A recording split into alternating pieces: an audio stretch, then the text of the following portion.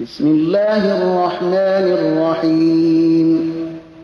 به نام خداوند بی اندازه مهربان نهایت بارش. ها انتم هؤلاء حاججتم فيما لكم به علم فلم تحاجون فيما ليس لكم به علم والله يعلم وأنتم لا تعلمون. آگاه باشید شما کسانی هستید که در موضوعاتی که در آن کمی معلومات دارید منازعه کردید، اما چرا در مسائل منازعه می نمایید که درباره آن معلوماتی ندارید؟ خداوند می‌داند و شما نمی‌دانید.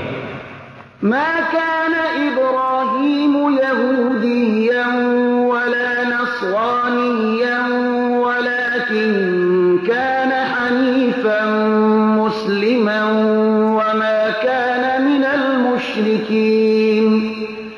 ابراهیم نه یهودی بود و نه هم نصرانی، بلکه او یکتاپرست واقعی و مسلمانی بود و از زمره مشرکان نبود.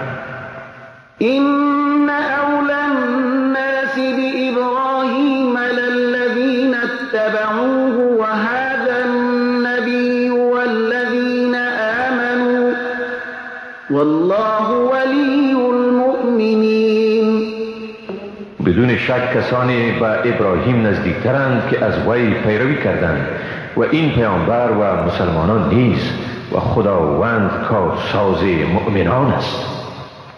ودت طائفة من أهل الكتاب لو يضلونكم وما يضلون إلا أنفسهم وما يشعرون. فرقه از اهل کتاب می‌خواستند که اگر بتوانند شما را گمراه سازند، اما ایشان شما را نه بلکه خودشان را گمراه می‌سازند و ایشان درک نمی‌کنند. يا أهل الكتاب لم تكفرون بآيات الله وأنتم تشهدون.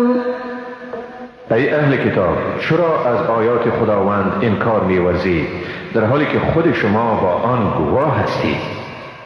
يا أهل الكتاب لم تلبسون الحق بالباطل وتكتمون الحق وأنتم تعلمون.